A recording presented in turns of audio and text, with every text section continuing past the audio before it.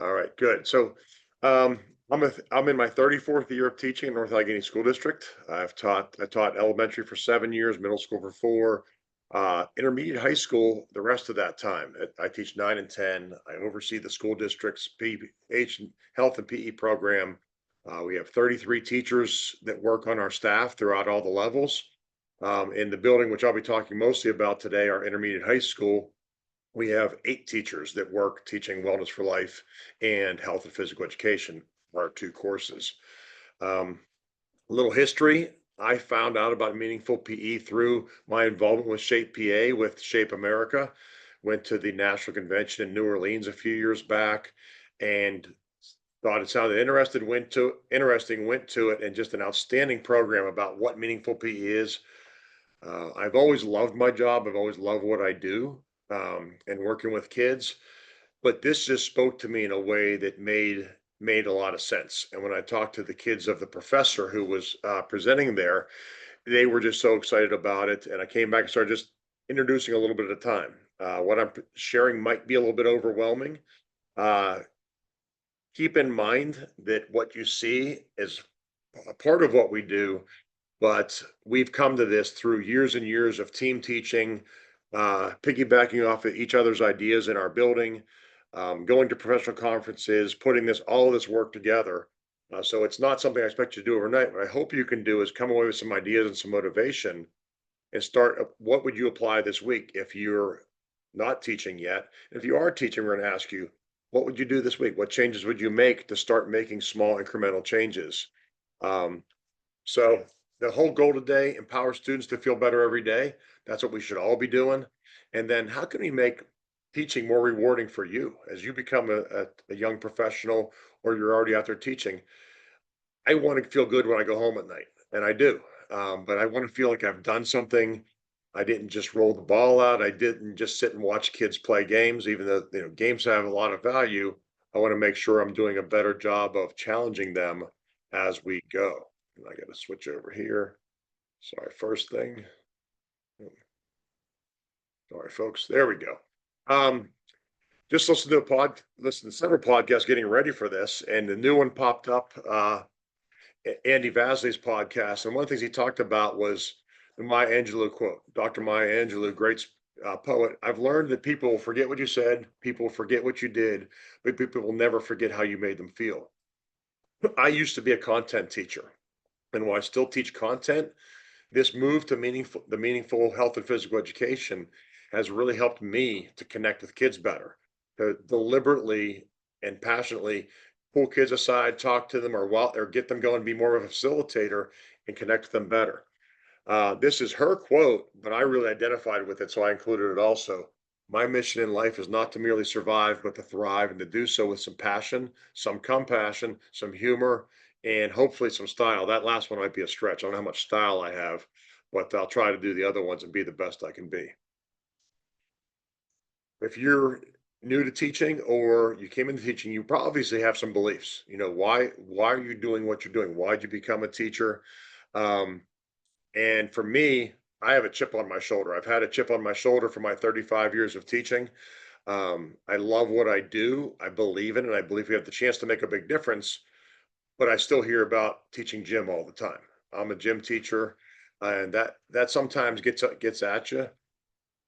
I think sometimes we don't believe in ourselves enough as a profession, but I think meaningful PE can give us the opportunity to connect in a way to really see we're making a difference for kids. And I'll show you that data today where I undoubtedly know beyond the shadow of a doubt that my kids are responding positively to what we're doing. And I'll show you how and why. Is if you don't like something, change it. If you can't change it, change your attitude. So I sell our program to people. I sell program to parents through open house. Um, and how can we do better that way? What makes teaching HPE meaningful for you? You're going to see a lot of books today. One of the best things I'd happened to me was years ago. Dr. Randy Nichols from Slippery Rock University, myself and some friends, Professor Jeff Smith at Slippery Rock, we decided to bike from Washington, D.C. to Pittsburgh. One of the guys in our group was a CEO of a corporation. And so we met with him in his corner office, and one thing led to another. We found out he has a team of helpers, and his team of helpers tells him what books to read and how to be a better CEO. And when we were talking, having those conversations, Dr. Nichols shared with me, what books he was reading, and I started reading. Started off with Start with Why by Simon Sinek, and I just became addicted. I don't sit to read very well, so I usually do Audible or listen to my books. That way, I can have my podcast in while I'm walking, riding, driving. Um, but the books have made a big difference. This summer, I listened to Unreasonable Hospitality. It's a restaurant book. You say, well, why would I read a restaurant book or listen to a restaurant book? Will Giardia was a guy who worked at a fast food restaurant and progressed to have the number one restaurant in the world. He was the owner operator of that restaurant. The way it got there wasn't by having the best food, that was part of it, but how they treated their customers, how they showed them unreasonable hospitality. And when you read the book, there's so many carryovers to what we can do with our kids. He talks about how can you go above and beyond for the people you are serving and for the people on your team. So think about that. People you're serving are students. How can we go above and beyond for our team? Well, the stuff we're doing in Meaningful PE, I can share with my administration and say, hey, we're getting kids to connect with each other. We're getting kids to connect with us as teachers. We're teaching kids how to reflect and write for understanding. And our English department's actually working with us to look at some of the reflections kids use towards our SPMs that we use to evaluate. So we're working with other departments being a teammate. Why meeting matters for you? What do you want out of teaching? For me, I was lucky enough to coach football when I was 15 years old due to an injury. I couldn't play for a while, and I helped my dad coach a youth team. And I loved seeing that aha moment where you're working with a kid and suddenly they get it and they have some success. And you're like, hey, that's that kid's success, but I had a small part in that. And he looks at me, I look back at him, and I'm doing a fist pump and like, that's the way to go. And it makes such a difference as a teacher. Building a connection and relationships with kids, watching them grow, celebrating every win. Do you celebrate your wins with all your kids or just the best athletes? Every kid in that class has wins and losses. We need to find those wins, no matter how subtle, and celebrate them. Maybe it's a kid who shows up every day for a week. Maybe it's the person who was walking and struggling, but now they're starting to run a little bit, but they're the slowest person in class. But they're doing it. We sometimes put down kids that walk a little bit. We can't penalize walking. We can't look down at people because they don't come in with the tools that some of our better, more fit kids do. We build relationships with them and realize that that's where they are now. Purpose, sharing our passion, shaping critical thinkers who are going to contribute. So the bottom line, when work conditions matter, the core is making a direct positive difference for our students. How do we know we're doing it? This is a reflection I do with my kids after most units, I do a Google Forms reflection. So this is a reflection on our team building and strength and mobility units. We started off the year this year with 2 units because I teach semester PE. So A days, they have 1 unit, B days, they have another to go opposite of our other classes. But these are the 5 of the 6 components of meaningful PE. Fun and enjoyment. This was the most fun PE class I've ever had. I liked the variety of activities. It didn't feel repetitive. Social interaction connection. We finally talked through a plan on the Mohawk Walk, and once we did, we succeeded. It was fun working with new people. I got to know classmates I'd never talked to before. From professional development, from going to conferences, I got to go to a conference with Artie Kamaya at the national convention, and he talked about. Actually, no, I take it back. This wasn't Artie's idea. He has lots of good ideas. This was actually a different person's idea who will pop into my mind in just a minute. But he talked about deliberately grouping students when they come into class sometimes. Instead of just letting them go with their friends every day, sometimes I set up deliberate groups ahead of time so they're meeting each other and they're building relationship skills. And then we do a walk and talk so they get to know each other. And for the first several weeks of school, I'm constantly changing those groups up so that kid who's usually all on his own doesn't feel that pressure. They just come in, they go to their group, they get to know each other, and the goal is for them to support each other. Challenge and personal achievement. I thought I failed because I didn't finish the run, but then I realized that I'd gone farther than I'd ever gone before. And that was in a debrief on the sideline. They were hanging their head, and I was like, "What's wrong?" And they're like, "Well, I didn't even finish." We talked to them. I said, "Well, what was your PR before?" My PR before was a half a mile, and this time they had finished more than triple that. So not a bad outing. Um, challenge and personal achievement. The ravine crossing was hard, but when we figured it out together, it felt like a big win. That's something that most of my kids refused to do. And then as they started to see each other succeed and as they were encouraged from their classmates, almost everybody was successful. Relevance and life skills. I want to learn how to use barbells properly. So when I go to the gym, I don't look like a fool. That's a kid's real thoughts. Um, Running with others made me realize it can actually be enjoyable. It helps me clear my mind. My kids all say they didn't want to run in our first running unit, which we're just in the middle of right now. We actually finished it today, but they realized, hey, this isn't so bad if I run at a consistent pace. If I run at an aerobic pace instead of a threshold pace. If I learn to run properly, so I'm using good technique and pose running techniques. Student voice and autonomy. I like being able to choose the weights and exercises that felt right for me. Having reflection time made me notice that I actually learned and not just what we did. They learned more meaningful content. Um, throughout all these things, how can you interject ideas that aren't the obvious lesson, but are vital lessons? In Dr. Kelly McGonigal's a Stanford psychology researcher who also happens to be a fitness expert who teaches uh, aerobics classes, spin classes on her campus, but she's also a PhD. She taught me this when I read her book, The Joy of Movement. Take a listen.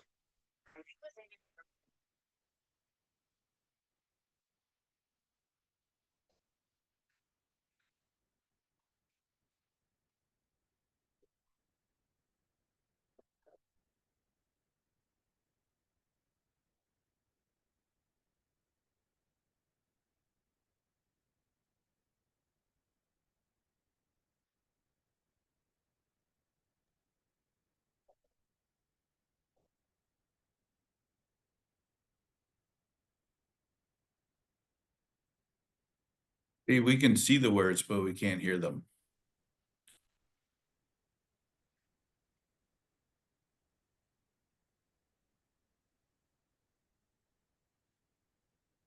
So sorry that the sound isn't coming through, but what she's talking about there is the fact that the hook molecules or myokines is a new fact. It didn't come out till about 10 years ago. They found out that your muscles actually pump out myokines to your brain throughout your body that motivate you to feel better. They get you through anxiety. They give you hope in what you're doing. They give you a sense of confidence. And when you're teaching strength training to a bunch of kids that are, 14, 15, 16 years old, some of them don't see the value in it. But those same ones that don't see the value in it might do it because, hey, I'm not an athlete. I don't care. But once they start lifting a little bit and they start learning technique, they start building confidence and they tune into how they feel afterwards. Now they're starting to realize that, hey, this is good for me. I feel better mentally, socially. I'm working with a partner, lifting each other up. We're building communication skills. We're giving each other critical feedback and constructive feedback. We're telling our friends what they need to hear versus what they want to hear sometimes, which is a great life skill. So, how can you give messages that are important for students to understand and also capture kids' attention that might not care otherwise? How many kids think, well, PE is not my subject because I'm not a great athlete? Everybody needs to deal with their anxieties, their depression, their stress, and that this affects everybody. Um, how can we promote intrinsically motivated activity through life? Teach these things. How does autonomy matter? The book 10 to 25 down in the bottom left-hand corner here, the science of motivating young people talks about we need autonomy. We need respect. Those are the two things. I see a pretty young crowd out there tonight that you want. You want to have some autonomy. You want some choice in how you do things. You don't want to be locked in, and you want to be respected by your professors, by your employers, by your students, and they want the same from you. They don't want to hear what you need. They want to hear what you're going to do for them and how you can help them. Um, we need to incorporate meaningful PE. And this Dr. Scott Kretschmar, who was the founder of Meaningful PE, he's like the godfather. He's a retired professor from Penn State University. But he talks about letting kids find their playgrounds. And if we're always making them do things our way without autonomy, they get turned off to that and they can't find their playground. A lot of kids learn by doing. Most kids learn by doing. They go out and they want to challenge and try and take risks. We need to allow them some freedom to do that rather than just say, hey, everybody line up, everybody does it this way. Allow them to make them some mistakes. That allows us to step back and be facilitators. And when things are going all wrong, we can stop and we can make corrections. Or we can step back and just give that kid a lift that needs it, a little more attention that needs it, a pat on the back. Um, how can we emphasize collaboration and trust with and among our students? We're going to talk about that. How can we talk less and facilitate more? I feel a little bit of a hypocrite tonight as I talk and talk and talk, but it's about facilitation. And then how we can continue to improve throughout our careers. I've improved throughout my career from this bookshelf. These are some of my favorites on this screen. You can go back and look at them later. There's not a book on here that I don't highly recommend. This is my library. This is what I've listened to, read over the years, put into practice in what I'm teaching. Not going to give you time to look at them now, but if you're interested, you can go back later or go back to this last slide and click on my bookshelf if that becomes available. Um, Other resources, and I think more important resources than the last ones, they're all important, but this was what I did and what I looked at as soon as I met Dr. Kretschmar. After I presented for the first time, I myself out there. I said, "Hey, I love this stuff. I'd like to learn more. I've heard about this and read about this Dr. Kretschmar guy. Listen to his podcast. Does anybody know him?" I put my feelers out, and luckily, somebody in the audience put me in touch with somebody who knew him, and we went out to lunch together, had a meal together. He came to Pittsburgh. We went for a bike ride together. Came in and presented to our staff. He's an amazing human being, but I would recommend, in addition to what you're doing right now, listening to this first podcast. That's Dr. Kretschmar giving the best explanation I can. He doesn't talk a lot about meaningful PE. He talks about finding your playground. It's one and the same. Um, Through the list, just start at the top and go down and listen to the different podcasts. You said some familiar names like Andy Milne, very familiar in our profession, National Teacher of the Year. He runs a great slow chat health blog. But all these different books talk about how you can incorporate principles and podcasts, incorporate principles into what we're doing.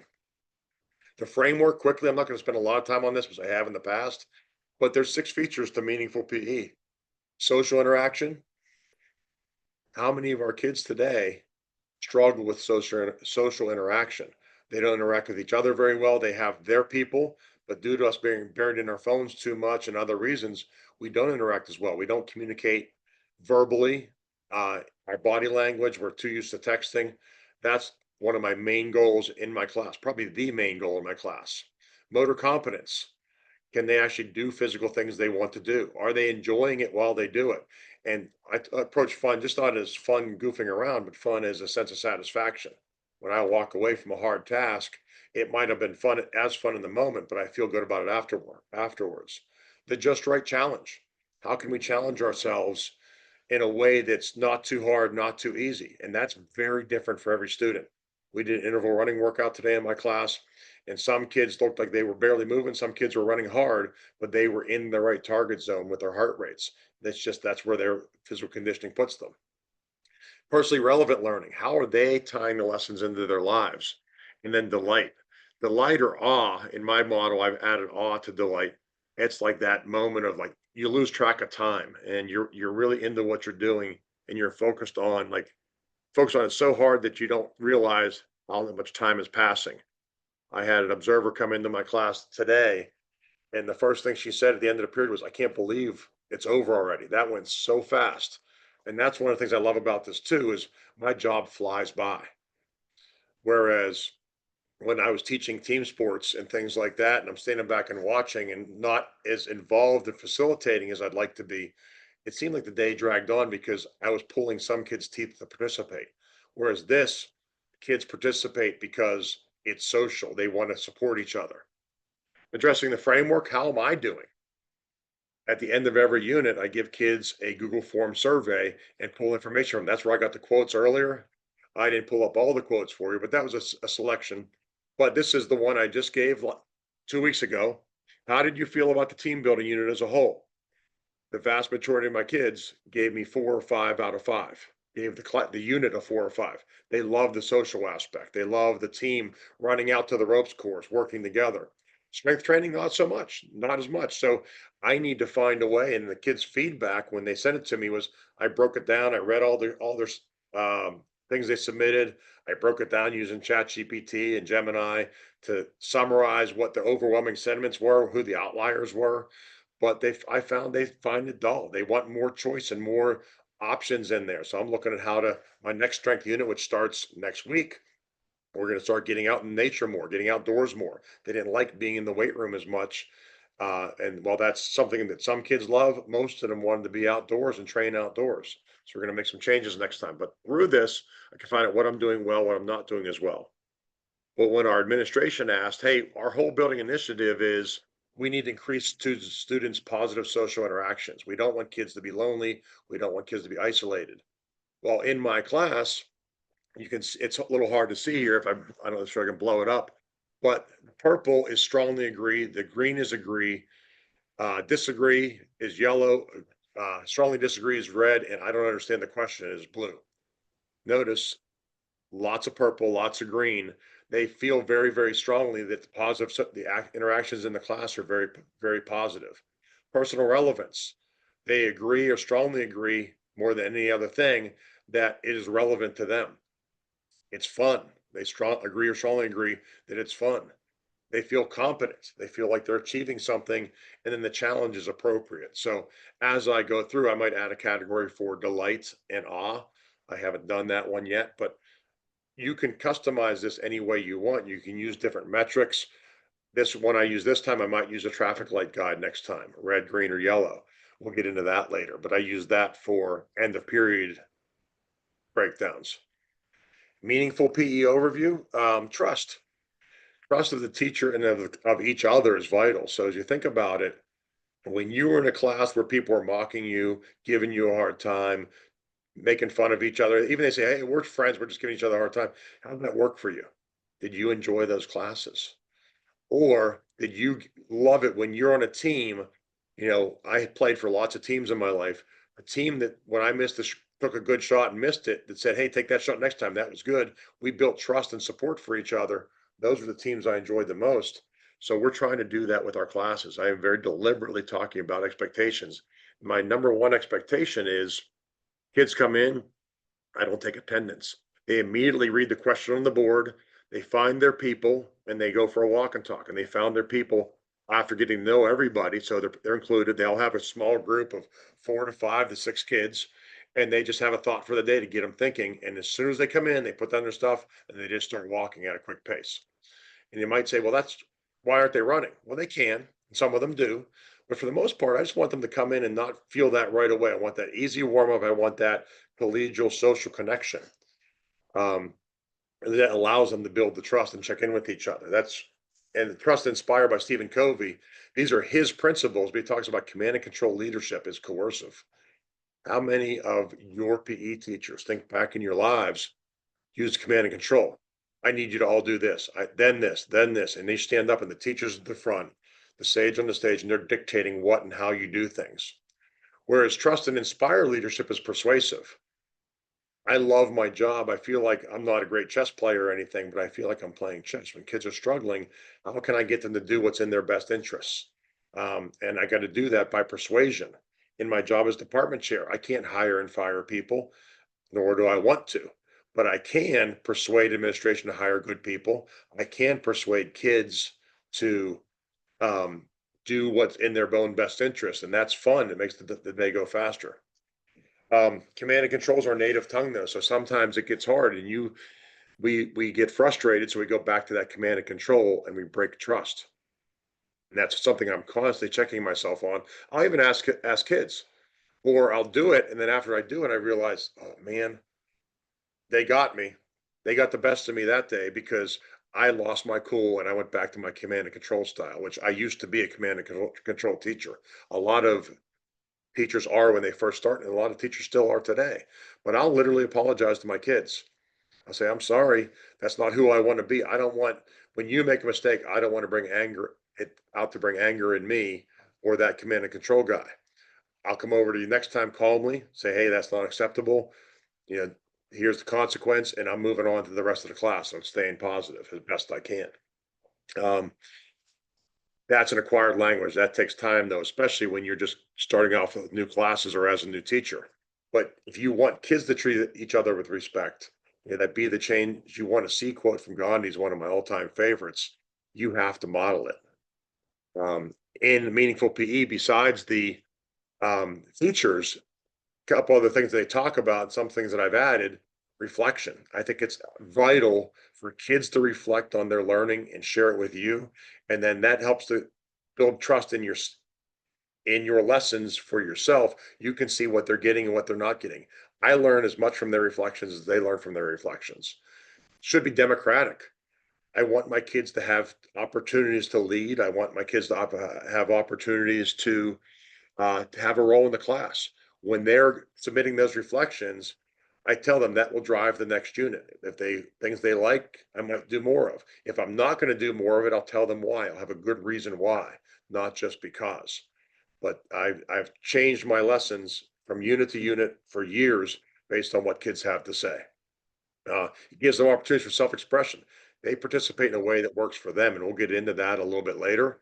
But that self-expression is very different depending on my kids, my artists versus my athletes versus my band kids versus my bookworms. They express themselves differently. And sometimes if I just give them some time, they'll come in and get involved when they start off sitting on the sideline, or usually I don't allow them to sit, but they'll be on the edge, walking, observing, and doing some other activity while they build up their confidence level. As introverts might need that a little bit of time.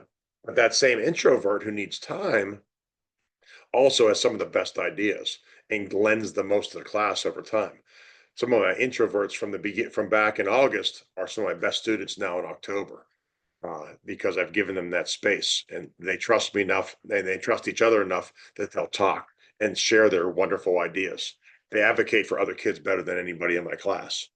And then that creativity comes. So we have a strong heart, mind, and body. It's not just about the physical education, it's about the other parts of education.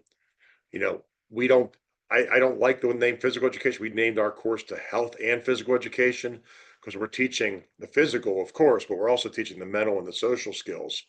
As we get into other organizations, if you look at the health triangle over here, that's the National Association of Athletic Training. They advocate the same things. If we look at our Surgeon General, Dr. Vivek Murthy, our past Surgeon General, he's talking about connection and being together is the most important thing we can do to prevent addiction, to prevent heart disease and depression and anxiety. We live so alone, and it leads to all those other problems in our lives. If we can, and we have it, we have the opportunity as PE teachers to build all those things, give kids a safe space to build the relationship skills, put them in groups so they're not left out. I talk a lot about, I like inclusivity over exclusivity. How can we be more inclusive when we see a kid on their own? Hey, join us. And they can say, no, I'm just on my own today. I'd rather just be on my own. But at least they were invited.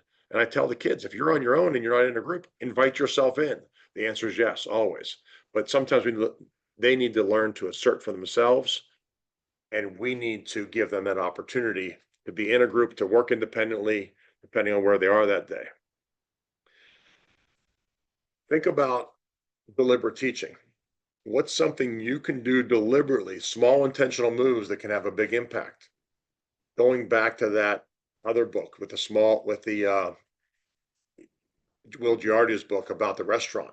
They would do little things for customers. They would get to know their best customers. They would do little things that make them want to come back. It was about the service. How do we serve our kids? What are we teaching deliberately? I firmly believe all movement is good movement. Some of the things I teach a lot, search inside yourself. It's a book I got it as I was listening to another book by Steve Magnus, who wrote Do Hard Things and Win the Inside Game.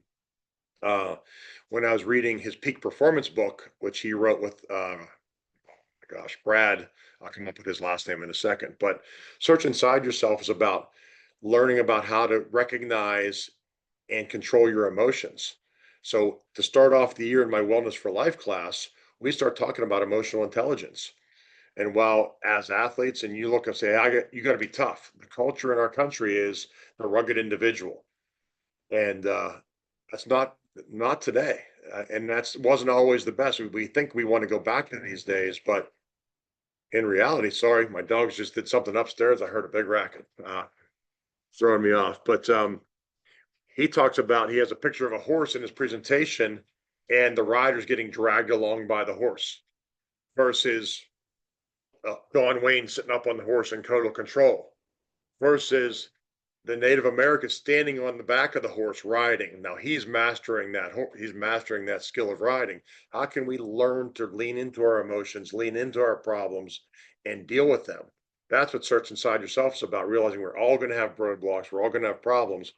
How can we lean into those problems, not escape them by going to sleep, by getting on social media, by going drinking, by by going on a shopping spree, by binging on ice cream.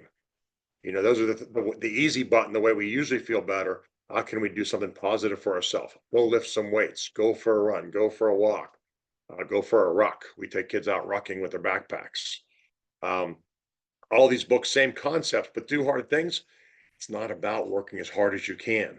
It's about working to raise the bar, the ceiling a little bit higher than it was for you. Not the ceiling, I'm sorry, the floor a little higher than it was for you. I've had people look at that title like, oh yeah, I push kids really hard. That's not what it's about. It's about getting them to see where their floor is and just try to get out on that floor every day so that floor rises up as opposed to the bar rising. You have to read the book. It's deep, it's intuitive, it makes a lot of good sense. Steve Magnus, just for a little bit of history, he was the fastest high schooler in the world when he was in high school. He ran a 4:01 mile, and then he never ever beat the 4-minute mark in his entire life. And he talked about how he had that do hard things mentality. He used to get sick after every race, and he would train so hard. And in hindsight, he blames that for why he never broke it. He's an elite Olympic running coach now. The 12-hour walk by Colin O'Brady. Do you go out and go for long walks and think about your lessons? That's what that's kind of about, is how detaching from technology for 12 hours can make a difference. Does it have to be 12? First time I did it, it was 2. Now I'm up to about 6. If I have a half a day off, I'm going out and getting lost in the woods, and I'm just going out and thinking and interpreting, and that's where my best ideas come from. Some examples: strength training for more than just your body. Using popular literature, think about, Brene Brown, world-renowned psychologist, but her books are New York Times bestsellers. When I have parents come into open house, when they come in and they see these books, they're writing down every book I use.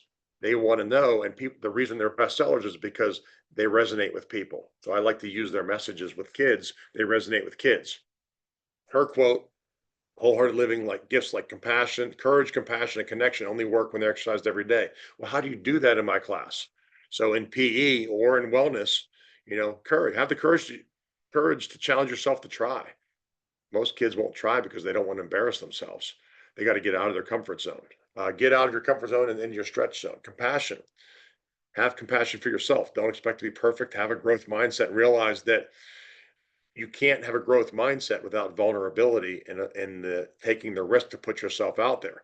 And if you have a supportive class, then that becomes easier and easier as you go. For others, don't assume. You don't know what baggage your students are coming in. You don't know what baggage your friends have when they come into class. You know, realize that they may have had a bad night last night. They might have had a horrible night last night. They might have had a bad thing happen last period. I like to give my kids the benefit of the doubt and not just say, "Hey, well, you're not running. I'm going to come yell at you." I'm going to go over and say, "Hey, what's going on? How you doing today?" Little things. Connection. How can you give and get help or inspiration? And as you can see, just on the bottom, this all ties in with our national health education standards. So we tie health concepts, health skills into PE. And we also, our classes, I saw Melanie Lynch on here. She would yell at me if I don't say this. We are skills based. We teach skills and we practice to do things for ourselves, not just learn content. What do the healthiest people do? Another book, another story. The Blue Zones by Dan Buettner. The people that live the longest in the world. We used to be all about fitness assessment in our school district. And now some teachers still are hanging on to that a little bit. But the more I live, the more I see in this Blue Zones report, the people that live the longest, healthiest, happiest lives in the world in Okinawa, Japan, Sardinia, Nicoya, all these places, most of them don't work out. They get up and they're active all day. They build activity throughout their day. They move naturally. They have the right outlook. They have the right mental framework. They eat wisely. They only eat 80% until they're full. Lance slant, the wine at 5. We talk about that with kids when it comes to alcohol. Does that mean you should start drinking wine? No. What are they doing with that wine at 5? They're usually sitting down with somebody they care about and having that glass of wine. So it's more, in my mind, it's probably more about the communication and the relaxation with people I care about. And then belonging, family first, belong, the right tribe, whether that's, your religion, your spirituality, your team, your family. Do you have somewhere where you belong? We talk about first, second, and third places. Today, we talked about third place in wellness. You have your work, you have your family. What's your third place? Maybe you're on a sports team. Maybe you care about animals and you volunteer at a pet shelter. What's your third place? If you want to check that out, the TED Talk is linked there also. You look up Dan Buettner TED Talk. He talks in a lot more depth about what that means. Trying to tie in stories of hope. So one of my students years ago, I follow his Instagram account called Humans of New York.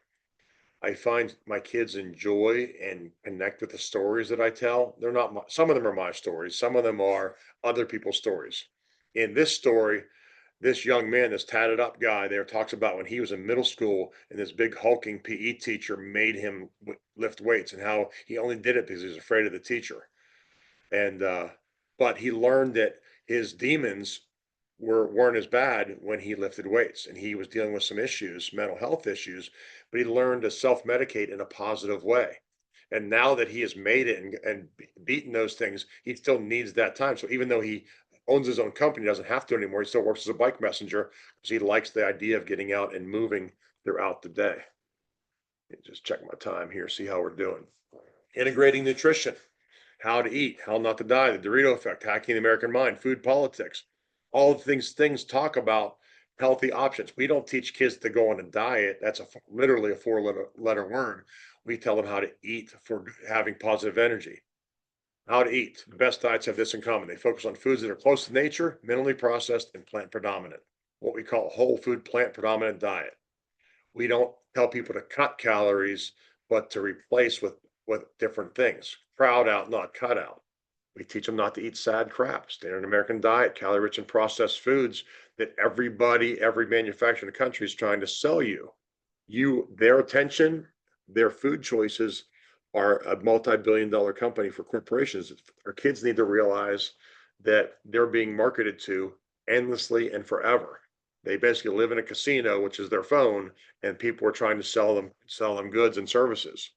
Um, we're trying to tie in that health skill of recognizing how to analyze all those influences from their family, their peers, their culture, media, technology, because that's the new market is kids' attention and your attention. Building better habits. Is setting goals the best way to improve? I'm a big believer in the book called Atomic Habits by James Clear. uh, Talks about just one little thing you can do, something that's controllable. You can't control if you win a championship or not. You can't control if you might be able to move towards being stronger or running a better pace or limiting heart disease or diabetes, but those things are off in the distance. What can you do today to feel better now? In the book No Sweat, Michelle Seeger, who's one of our former keynotes back in my presidential year, she writes about motivation by while you're exercising. Do you feel more energy after you're done with your workout? Do you feel like you're thinking clearer? You have less anxiety?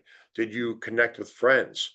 All those little atomic habits. What little things can you do that are easily achievable, and then you can build on those small atomic habits. It's a great read, especially if you're struggling with your goal setting. Classroom examples: health and PE, adventure ed, aerobic fitness, strength training, biking. Those are the things we teach in our physical education course. I don't teach running. I teach how to run. I teach how to do it efficiently and enjoyably. So right now in our aerobic fitness unit or in our team building unit, notice the kids are all walking out. They're doing a walk and talk on how they're going to problem solve the problems. They're all holding the rope, so they're together and they're going out to the course. Those people, I just asked them what their favorite color was, and I handed them a rope that matched that color, and that was their team. So they were the red team and the blue team. They didn't realize that they were actually selecting a team when they did that. We have bikes. We have our hardcore mountain bikes, but some kids struggle on those bikes. We have kids every day that don't know how to ride, so we bought some comfort bikes. We're meeting them where they are. our kids learn how to bike easier on a comfort bike. Um, if you look at the run unit, how we run, we're all wearing Nikes or Hokas and we can't feel a darn thing because we have so much cushioning on our feet. We don't get the feedback. We don't lean into the pain in our strides, but that still happens. We have knee injuries and hip injuries. So we talk about how can this Tarahumara Indian from the book Born to run over 100 miles in sandals with no padding at all or barefoot, but yet we get injured running much, much shorter distances because he's running with perfect technique because he can feel the feedback from his feet and he'd learn to do it slowly. And we teach the technique of how to start to do that. We don't just say put on a shoe and do because when New Balance did that, they got sued and lost.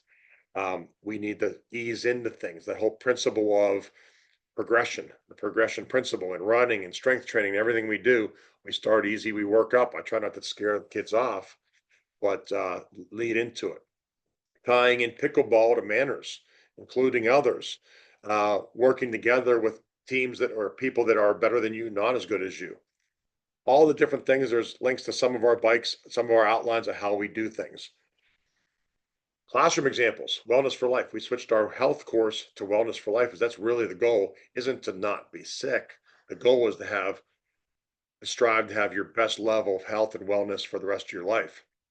So we do this through this a mental health reflection, plus our purpose, which is skills based.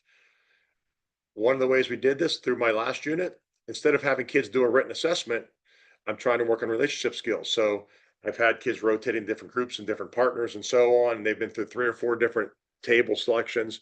At the end of the last unit, their goal was to learn about communication and relationships and the importance and the types. But at the end, instead of actually doing a written assignment, they recorded podcasts. So there were 3 other kids who they barely know. They have to build a relationship with them, write a script, research a topic in communication, such as social media and relationships and how it affects our relationships. And then they had to record a podcast. Cool thing for me, I realized real quickly when I started listening to these podcasts, how many of their voices I'd never heard before. I thought I talked a lot to my kids in my classes. There were several voices. I was like, who's that? I didn't really realize that kid spoke that way. So this is something through Wellness for Life. We're going to start more verbalization, more communication, more listening to what they have to say.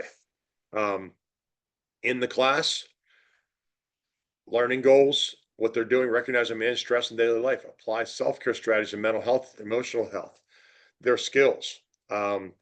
What they said, the challenge, how was the challenge? Just right, too easy. So most of the kids think the challenge is social interaction. Look at that. We're over 90% of the kids feel like there's positive social interaction in that wellness class. Um, Competence, they feel confident in what they're coming away with. Enjoyment, they're having fun. I've got well over 90% saying I enjoy the class. And then personal relevance, again, 95% are saying yes. Sorry, this is the mental health care unit. So this is the one that wasn't what I wanted. So it's not always all a bed of roses.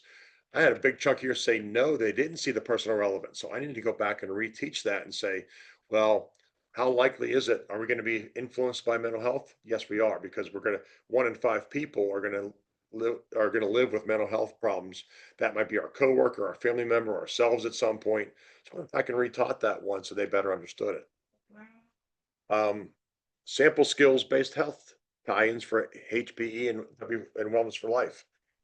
How can this is where I drive myself crazy. I added this slide earlier today. I listened to a podcast on the way into work, and Ted, and I'm going to butcher his last name, was on a great podcast, and they were talking about different things, and he's talking about Gaber Matey, who's a psychologist who I've studied before. He's an addiction psychologist, but he talks about the attempt to escape from pain is what creates more pain. It's pretty profound if you think about it. It's a central ground of his work, but how can we tie that in? How do we tie in addiction to what we do in our health and PE classes? Well, this way we talk about avoidance, refusal to participate, how it serves to escape from the pain and avoids discomfort and social anxiety because of body image issues, feeling inadequate, or having to compete. If we give kids options, it can help to ease them into it. Long-term pain created, isolation, social disconnection, believing they can't do it. Either course, disruptive or class clown behavior. How many times is that that students own misgivings about themselves and they're just trying to put up a brave face? Well, I don't care, so it doesn't matter. But as we get into this, we can tie all this into these concepts. Denial or dismissiveness immediately rejects or minimizes lessons on mental health, trauma, or addiction. This is boring. Doesn't apply to me. Well, all those things, unfortunately, are going to apply to everybody at one point or another, some more than others. I know this one's personal to me because I lost a brother to addiction. But you need to tell stories to get kids to realize how this is going to impact them or could potentially impact them. So how we can reach these things, just another example. Practical moves. One reflection at the end of lessons. So right now, tell me, are we thinking meaningful PE is something I want to try? Is it something, no, this isn't for me? Be honest, we got our scale there. Am I up? Are we here? Are we here? I'm not so sure. I got to learn more about it. Am I here? Am I here? And the kids learn really quickly. At the end of the class, can I take 30 seconds and just show me, where are you? Red light, green light, yellow light. We were biking. How many of you felt that, or I'm sorry, the running unit? I asked the kids on the day one of the running unit, how many of you were red lights? You had nothing to do with running. A quarter of my class sat down. They identified as red. They hate running. They don't want to run. I'll give them a reflection on Wednesday, and we'll see how they change that attitude. Yeah, the rest of them were yellow, and I had one kid in the class was a green light to having a running unit. The rest of them were panicking about being at the threshold. But by giving them choices, weekly or daily choice within activities, providing some options, that joy choice from Michelle Seeger, to compete with myself or others, to work independently and focus on recreation and mindfulness, to work with others and move while making connections. Are there other things, ways they can participate? So everything we do, I'm going to try to give them some choice. And just no matter how small the choice A or choice B, it makes a difference with kids. You'd be surprised what a little choice will do for them. And then reframing testing into personal growth. The whole controversy, I like to speak my mind with presidential fitness tests coming back. Good riddance. I'm sorry to hear it, because while we want kids to be healthy and fit, I learned through examples, through fitnessgram testing, through presidential fitness testing. We've done it all. We use Marine Corps fitness testing when I used to teach our advanced PE class. It was very, very motivational for some kids. So I have teachers who are using it. And if kids opt into that testing, then great, go for it. But is it for every kid? There's no one size fits all approach that works for kids. I'm a big believer in that. Agree with me, disagree with me. That's your prerogative. But what I've found to be very successful is reframing the testing into personal growth. Use those reflections for that, so they can talk about what they learned and how they grew over time. Call to action. What I'm asking you to do is to reflect. Do you love your job? Why or why not? Students, use student reflections to guide your lesson, and by asking them how it went for them, that can guide our decision making moving forward on curriculum, on lessons from day to day. Teachers choose to make small changes starting tomorrow. Students provide students different choices within lessons. Reframing. Teachers help young people to create personal narratives that include relationships, physical activity, sport, and exercise as a part of the ongoing stories that they create for themselves. Dr. Kretschmar was talking about his favorite philosopher, and I forget his name right now, talked about developing a list of cans. Instead of having kids figure out in our classes what they can't do and what they're bad at, can we help them to find their list of what they can do and what their talents are? Versus, I know just too many people, oh, I hated PE when I was in high school. Parents say that all the time. I wish I could take this class. Open house, I had parents every year come and say, I wish I could take PE now. And two, I had two groups of parents come to me and say this was the first time in their kids' academic career they ever liked physical education.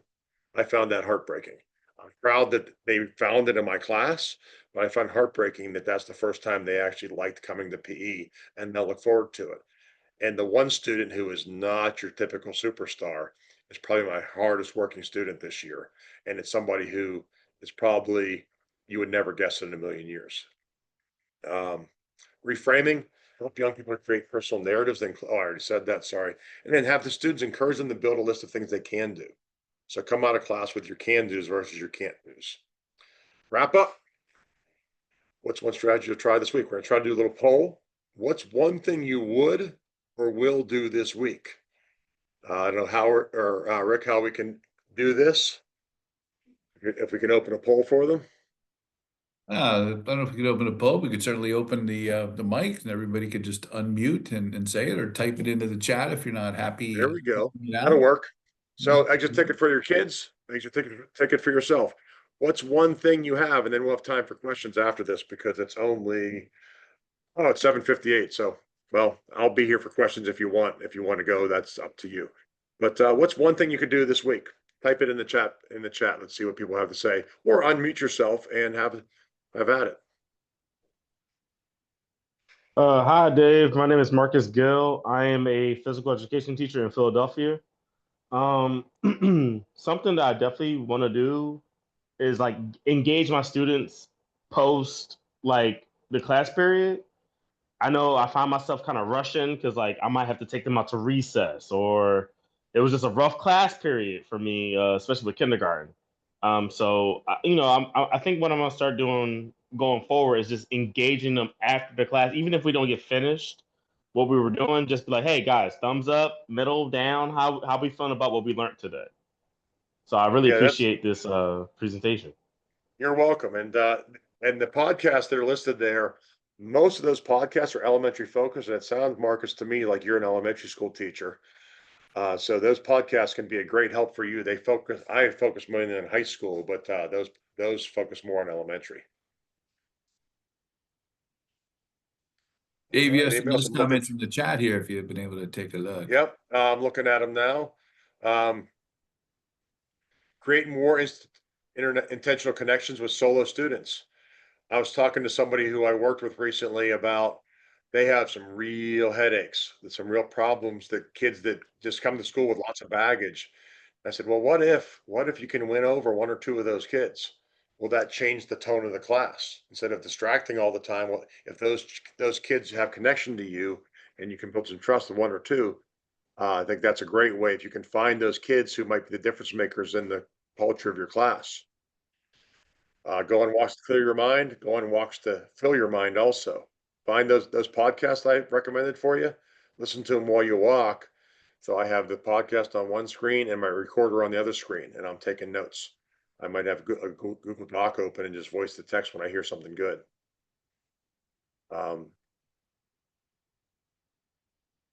Thank you, Caden. Appreciate it. Try to take a step back from technology, take a walk like you recommend, and even take notes and do work on paper. Whatever works for you. I'm a techie, so I'm mainly. But even in teaching now, I don't use my technology in class a lot. I might have them looking at a screen, but I don't have them on the technology. They do more paper and pencil, except for my reflections. I like what it gives me, all those charts and things. But I like to have them journal in their own notebooks. All right. I think I love the fact I see a lot of people looking to make better personal connections as we look through here. We'll take a look there. Anybody else questions or anything before we go? This is pretty much all I have. And the last slide was, if you're coming to convention, I hope to see you. Those are my two presentations. If you want this presentation, if you hit that QR code with your phone, you can have it. They'll save it and share this recording with you out of the show, the actual podcast. So since you're here, scan the QR code, you'll have your own copy of the presentation, but you can click on the links and look at the agenda, the plans. We do all of our unit plans through Google Slides, or one of them, actually, the biking is through a Google Site, but you can have all that information and take a look at it. There's a lot more to dig into there. All right. Cool, Dave, that's outstanding. And just so everybody saw, there was an announcement in the chat here earlier of what the link was for your Act 48 credit. So hopefully you saw that. I think I saw Dr. D posted one also for the Westchester students. All right.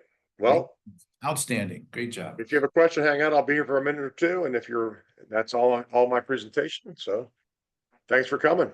Yeah, thanks everybody. Really appreciate the time. Hopefully you'll see you at the next one as well. Hey Dave, I do still have a question. So Sure. I tried to get onto the slides because I love the slides and I definitely want to learn from them and just take a look at them and how I can apply them to my classroom. But it's also asking for a request. Oh, hold on here. Let me just fix that real fast. I'm gonna unshare for a second just so I can go in and edit it. And Okay. I'll change that. This is a brand new presentation I just made for tonight, and I didn't change the sharing settings yet. My bad. No, it's all right. It's awesome. I appreciate it. Yeah, usually I just set them to open, but I forgot to do that. All right, let's go. Restricted. Anyone with a link. And say and done. You got it. Try that again. Let me go back and share that screen again. Oh, All I right, got it. I you got it got. this time. Thank you so All much. right.